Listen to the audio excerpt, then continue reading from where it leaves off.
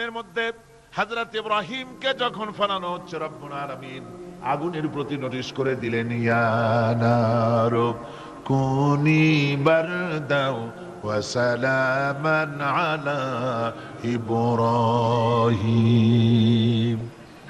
আগুন, আমার ইব্রাহিমের জন্য শান্তিদায়ক ঠান্ডা হয়ে যা। এখন কি আর আগুনের বাপের ক্ষমতা আছে ইব্রাহিমরে পোড়ানো? আর ক্ষমতা নাই। আমার বন্ধুগণ, ইব্রাহিম আগুনের ভিতরে আরামে বসে আছেন, আর ওদিকে নমরুদ বসে বসে দেখতেছে দূর থেকে ইব্রাহিম তো জ্বলে না, গায়ের মধ্যে আগুন জ্বলে গেল। ডাক দিয়া কয়, আগুন তোর হলো কি? কেন জ্বালাইতে পারিস না আমার দুশমন রে? হলোটা কি তোর? তোর কি জ্বালানো শক্তি বন্ধ হয়ে গেল নাকি? আগুনের ভিতর থেকে জবাব এলো, নমরুদ রে, আমার ভিতরে জ্বালানো শক্তি আছে কি নাই যদি প্রমাণ করতে চাও, টেস্ট করতে চাও, তুই নিজে আয়, তোরে শুদ্ধ তামাম দুনিয়া জ্বালাই দিতে পারি, ইব্রাহিমের এক গাছা পশমও জ্বালাই দিতে পারি না। তার কারণ হচ্ছে আমি হচ্ছি মাখলুক, আল্লাহ হচ্ছেন খালিক। আল্লাহ আমাকে বলেছেন না জ্বালাতে, তুমি 1000 বার বললেও আমি ইব্রাহিমকে জ্বালাইতে পারবো না। কোরআনে কারিমে ঘটনা বলে মোমেনদেরকে সাহস দেওয়া হচ্ছে, মোমেনেরা দ্বীনের কাজ করতে গিয়ে বিপদ আবাজ আসবে, ইমানের দাবি হলো বিপদ আসবে, আর বিপদ আসলে ঘাবড়ায় যেও না, মুসিবতে পড়ে চিন্তায় পেরেশানে হয়রান হয়ে যেও না। বিশ্বকবি আল্লামা ইকবাল কি সুন্দর করে বলেছেন, আজ ভি হো জু ইব্রাহিম का हिमा पैदा आग कर सकती है एक अंदाज गुलिस्तां पैदा। ইব্রাহিমের ঈমান যদি আজিও কোথাও হয় বিদ্যমান, করতে পারেন অগ্নিকুণ্ডে খুবসুরত এক গুলিস্তান। আজ যদি আগুনের ভিতরে কোন নমরুদ কোন ইব্রাহিমকে যদি ফেলে দেয়, আল্লাহ রাব্বুল আলামিন আজও আগুনকে ফুলের বাগান বানায়া দিবেন। সুবহানাল্লাহ। আল্লাহ পাকের উপর ঈমান আনলে পরে কলিজার ভিতরে দুর্জয় সাহসের সৃষ্টি হয়ে যায়, কোনো ভয় অন্তঃকরণে তার থাকে না। আল্লাহ পাক সাহায্য করেন। আর আল্লাহর উপরে ঈমান আনলে পরে রব্বুল আলামিন বলেছেন, ইয়া আইয়ুহাল্লাযীনা আমানু হাল আদুল্লুকুম আলা তিজারাতিন তুনজিকুম মিন আযাবিন আলীম। এমন একটা ব্যবসার কথা কি বলবো না যে ব্যবসায় তোমাদেরকে জাহান্নামের আযাব থেকে বাঁচায় দেবে। তার প্রথম কাজই হলো আল্লাহর প্রতি ঈমান আনা। ঈমান আনলে পরে এই সমস্ত গুণ তৈরি হয়ে যায়। আর ঈমানে সবচাইতে উপকৃত হয় সমাজের লোকেরা, রাষ্ট্রের লোকেরা, পরিবারের লোকেরা, দেশের মানুষ উপকৃত হয় মুমিনদের দিয়ে ঈমানের কারণে। তার কারণ হলো একজন মুমিন, একজন ব্যক্তি যখন ঈমানদার হয়, মুমিন হয়ে যায়, আল্লাহর প্রতি যখন প্রগাঢ় বিশ্বাস তার এসে যায়, তখন সেই ব্যক্তি নৈতিকতার মান তার বেড়ে যায়। জোরে বলেন সুবহানাল্লাহ। নৈতিক চরিত্রের উপরে সে প্রতিষ্ঠিত হয়, সে মিথ্যা বলতে সাহস পায় না। মুমিন ব্যক্তি মিথ্যা বলতে সাহস পায়? পায় না। কেন পায় না? মিথ্যা বলতে সাহস পায় না, ঠকাতে সাহস পায় না, ওজনে কম দিতে সাহস পায় না, শয়তানি বদমাশি করতে সাহস পায় না। তার কারণ হলো আল্লাহ পাক বলে দিয়েছেন, মুমিন কোরআনের ভিতরে পড়েছে, ইয ইয়াতালাক্কাল মুতালাক্কিয়ানি আনিল ইয়ামিনি ওয়া আনিশ শিমালি কাঈদ। দুজন নিয়ন্ত্রণকারী ফেরেশতা তোমার ডানে এবং বামে বসে বসে তোমাকে নিয়ন্ত্রণ করছে, কোথায় যাও কি করো এই ফেরেশতারা বসে বসে সব দেখতেছে। মা ইয়ালফিযু মিন কাওলিন ইল্লা লাদাইহি রাকীবুন আতীদ। মানুষ এমন কোনো কথা বলে না যা ফেরেশতারা রেকর্ড না করে, সব রেকর্ড হয়ে যায়। তাই মুমিন ব্যক্তি দায়িত্বহীন কথা বলতে পারে না। মুমিন ব্যক্তির চরিত্র ভালো হয়ে যায়, সে যে কথা বলে বুঝে শুনে কথা বলে, সে যে ওয়াদা করে বুঝে শুনে ওয়াদা করে। যেহেতু সবকিছুর জবাব কিয়ামতে দিতে হবে। কোথায় দিতে হবে? কোথায় দিতে হবে?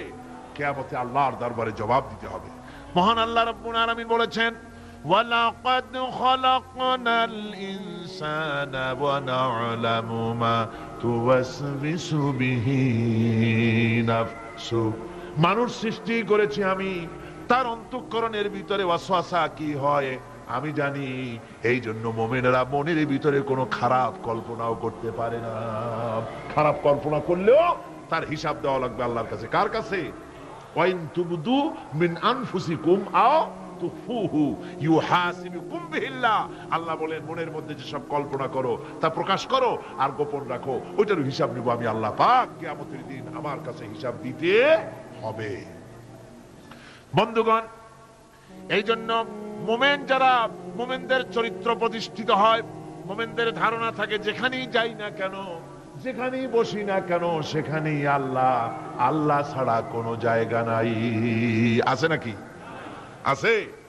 আল্লাহ পাক বলেন মা ইয়াকুনু মিন নাজওয়া সালাসাতিন ইল্লা হুয়া রাবিউহুম। তোমরা যেখানে তিনজন মিলে পরামর্শ করো, মনে রেখো তিনজন নও, ওখানে চতুর্থ সত্তা আমি রব্বুল আলামিন তোমাদের কাছে আছি। সব শুনিয়ার দেখি পাঁচজন যেখানে হও সেখানে আমি ষষ্ঠ। এর থেকে যদি কম হও, এর থেকে যদি বেশিও হও, বান্দারে তুমি আছো যেখানে আমি আল্লাহ আছি সেখানে। উপায় নাই, সব জায়গায় আমি দেখতে পাচ্ছি। শুধু তাই নয়, রাত্রিবেলায় মানুষেরা গোপনে পরামর্শ করে, করে না? করে কিনা? রাতে রাতে পরামর্শ করে, এক জায়গায় বসে, হলের মধ্যে, পাহাড়ের মধ্যে, কোন জায়গায় বসে পরামর্শ করে। কি পরামর্শ? ইসলামী আন্দোলনের লোকদের মারবে, কোথায় তাদের ধরবে, কোথায় তাদের অত্যাচার করবে, এই সমস্ত পরামর্শ করে। আল্লাহ পাক বলছেন, শুনুন, আল্লাহ রাব্বুল আলামিন বলেন ওয়া হুয়া মাআহুম ইয ইউবাইয়িতুনা মা লা ইয়ারদা মিনাল কাউল ওয়া কানা আল্লাহু বিমা ইয়ামালুনা মুহীতা। আল্লাহ পাক বলেন তিনি তো ঠিক সেই সময়ও তোমাদের কাছে থাকেন যখন তোমরা নিজেদের ঘরের মধ্যে বসে, কোন এক জায়গায় বসে আল্লাহর মর্জির খেলাফ পরামর্শ করো, আল্লাহ তখনও তোমাদের কাছে থাকেন। আল্লাহর ইহাতা থেকে, আল্লাহর কর্তৃত্ব থেকে বেরিয়ে যাওয়ার কোনো উপায় নাই। সুতরাং গোপনে বলেন, প্রকাশ্যে বলেন, যেভাবেই যা কিছু করা হোক না কেন, আল্লাহর কাছে আমাদের সমস্ত অপরাধগুলি ধরা হয়ে যায়। আর এটাই হচ্ছে ঈমানের সীমা পরিসীমা। তিলকা হুদুদাল্লাহ ফালা তা'তাদুহা। তিলকা হুদুদুল্লাহ, এটাই হচ্ছে আল্লাহর সীমানা। ঈমানের এই সীমারেখা বজায় রেখে ঈমানের উপরে মজবুত করে কোনো ব্যক্তি, পরিবার, সমাজ, রাষ্ট্র যদি তৈরি হয়, তাহলে সেই সমাজই শান্তি আসে, সেই সমাজই আরাম আসে, সেই রাষ্ট্র শান্তিপূর্ণ হয়, সেখানে দিন কায়েম হয়, মানুষ সুখ সমৃদ্ধি খুঁজে পায়। সুতরাং আমরা আজকে আলোচনা করলাম ঈমানের কোয়ালিটি। কি আলোচনা করলাম? ঈমানের কোয়ালিটি। এই কোয়ালিটি দিয়ে যেন আল্লাহ আমাদেরকে ভরপুর করে দেন। জোরে বলেন আমিন। আরো জোরে বলেন আমিন। মুনাজাতের জন্য দাঁড়ানো ভাইরা বসেন এবার। এই বিশাল জনসমুদ্র, এই জনসমুদ্রে আল্লাহর কাছে দোয়া করলে দোয়া অবশ্যই মঞ্জুর হয়ে যাবে। জোরে বলেন আলহামদুলিল্লাহ। জোরে বলেন আলহামদুলিল্লাহ। وَإِذَا سَأَلَكَ عِبَادِي عَنِّي فَإِنِّي قَرِيبٌ। আল্লাহ পাক বলেন, বান্দা যখন আমাকে ডাকে, আমি বান্দার একদম নিকটে, তার ঘাড়ের চাইতেও নিকটে। ওয়া নাহানু আকরাবু ইলাইহি মিন হাবলিল ওয়ারিদ। আমি আমার বান্দার সারা যে রগের উপরে তার মাথা, এর থেকেও আমি আমার বান্দার বেশি নিকটে। সুবহানাল্লাহ পড়ে। আমি তোমার কাছে, আমার কাছে মাপ চাও, যত বড় গুনাহ হোক। ওয়াকালা রাব্বুকুম উদউনি আস্তাজিব লাকুম। তোমার প্রভু তোমাকে ডেকে বলেছে, আমাকে ডাকো, আমি মাফ করে দেব। সুবহানাল্লাহি ওয়া বিহামদিহি। কত বড় কথা! আমাকে ডাকো, নিরাশ হয়ো না, হতাশ হয়ো না। আল্লাহর গজব বেশি না রহমত বেশি? আল্লাহর রহমত বেশি। হাদিসে কুদসির ভিতরে এসেছে, আল্লাহ পাক বলেছেন, কোন বান্দা যদি আমার দিকে এক বিগত অগ্রসর হয়, আমার রহমত তার দিকে এক হাত এগিয়ে যায়। কোন বান্দা যদি আমার দিকে হেঁটে আসে, আমার রহমত তার দিকে দৌড়ে যায়।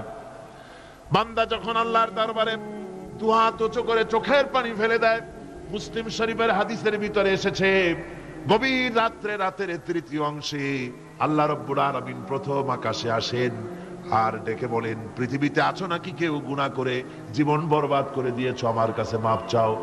ঋণগ্রস্ত আছো, অসুস্থ আছো, অপমানিত আছো, কে আছো মাজলুম? আমাকে ডাকো, আমার কাছে বলো, আমি ডাকের সাড়া দেব, জীবনের আশা পূরণ করে দেব। ওই সময় যেই সমস্ত লোকেরা কান্দে তাহাজ্জুদের নামাজ পড়ে, আল্লাহ জিজ্ঞেস করেন ফেরেশতারা, অমুক অমুক দেশে অমুক অমুক বান্দারা কাঁদে কেন? ফেরেশতারা বলে, রব্বুল আলামিন তুমি তো ভালো করে জানো। আল্লাহ বলেন, জানি, তবু তোমাদের মুখে শুনতে চাই। তারা বলে, রব্বুল আলামিন তোমার এই বান্দা গুনাহ করেছি, গুনার জন্য মাপ চায়, জাহান্নাম থেকে বাঁচতে চায়। আল্লাহ পাক বলেন, ফেরেশতারা আমার এই বান্দারা আমারে দেখেছে নাকি? বলে দেখে নাই। বলে আমার দোজখ দেখেছে নাকি? বলে না, তাও দেখে নাই। আমার বেহেশত দেখেছে নাকি? বলে না, তাও দেখে নাই।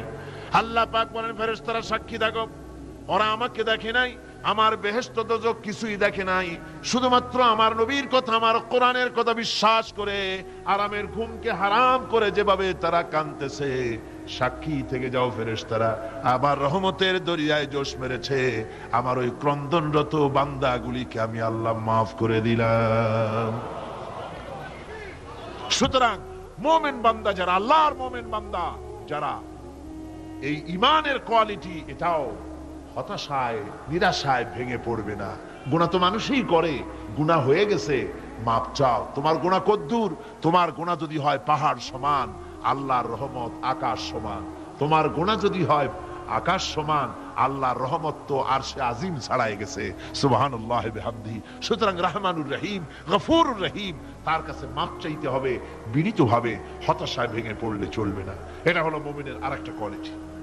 এরপর আরেকটি কোয়ালিটি হবে মুমিনের, তা হলো কঠোর কঠিন বিপদে অবিচল থাকবে, বিপদে ভেঙে পড়বে না।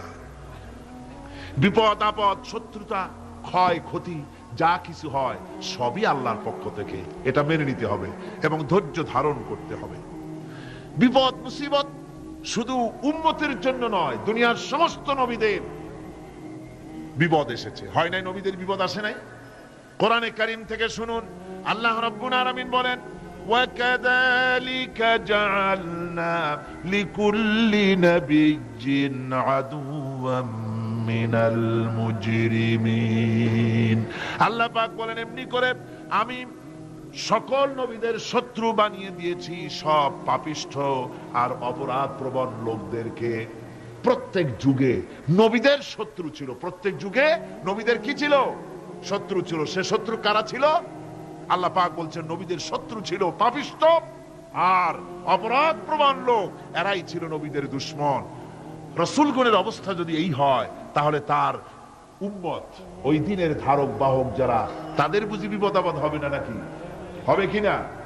তো ইসলামের বিরোধিতা যারা করে, কোরআনের পরিভাষায় বলা হয়েছে ইসলামের দুশমন, নবীদের দুশমন।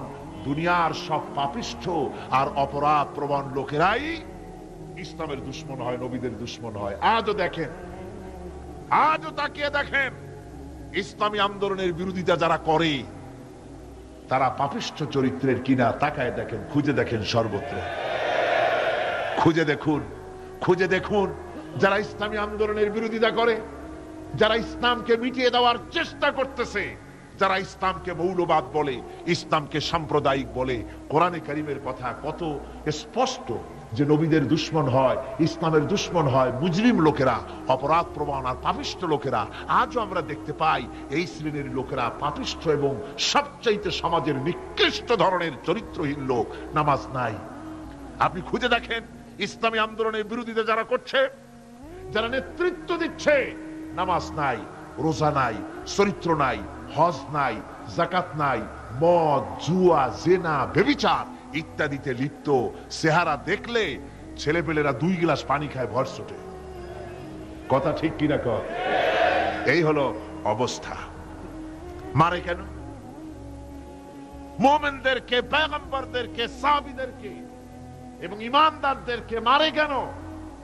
তার কারণ হচ্ছে আল্লাহ রাব্বুল আলামিন বলেছেন, ওয়া মা নাকামু মিনহুম ইল্লা আন ইউমিনু বিল্লাহিল আজিজিল হামিদ।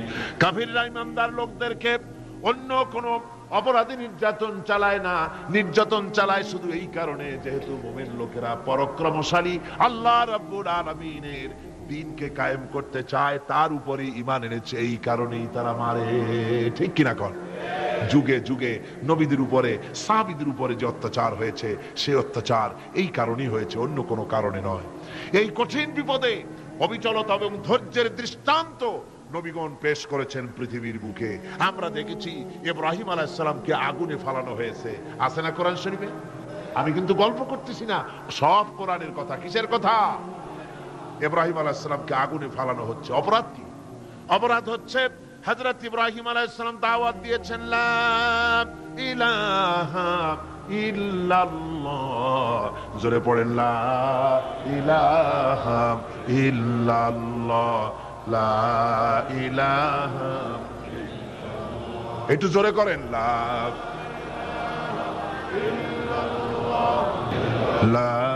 ইলাহা ইল্লাল্লাহ।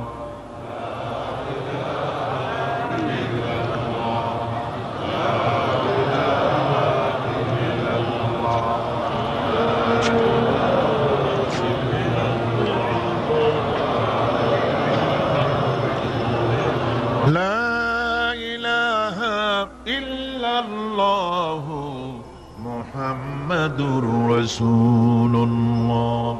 হযরত ইব্রাহিম আলাইহিস সালাম দ্বীনের দাওয়াত দিয়েছেন, এক আল্লাহর দাওয়াত দিয়েছেন, ঈমানের দাওয়াত দিয়েছেন। আর কোন অপরাধ ছিল না। নমরুদ সহ্য করতে পারলো না। কোরআনে কারীমের মধ্যে সব কথাগুলি আল্লাহ পাক এই জন্য বিধৃত করেছেন, এই জন্য কোরআনে কারীমের মধ্যে সব কথা উঠায় দিয়েছেন, যাতে করে মুমিনেরা বিপদ আসলে পরে যেন ঘাবড়ে না যায়। ইব্রাহিম আলাইহিস সালামকে আগুনে ফেলানো হচ্ছে। ফেরেশতা বলছে, ইব্রাহিম তোমারে আগুনে ফেলায় দাও, হতেছে আমার কাছে সাহায্য চাও, আমার কাছে ক্ষমতা আছে, আগুনগুলো উঠাইয়ে নমরুদের বংশ জ্বালায় দেব। হযরত ইব্রাহিম ফেরেশতার কাছে সাহায্য চাইছিলেন নাকি? তিনি বললেন, ফেরেশতা তোমার কাছে সাহায্য কেন চাইব? আমি তো এমন কোন অন্ধ আল্লাহর ইবাদত করি না যেই অন্ধ স্রষ্টা তার গোলামের দুঃখ দুর্দশা না দেখেন। আমি তোমার কাছে সাহায্য চাইব না। হযরত ইব্রাহিম আলাইহিস সালাম পাশ করলেন। কি বলেন, পাশ করছেন না? ঈমানের পরীক্ষায় পাশ।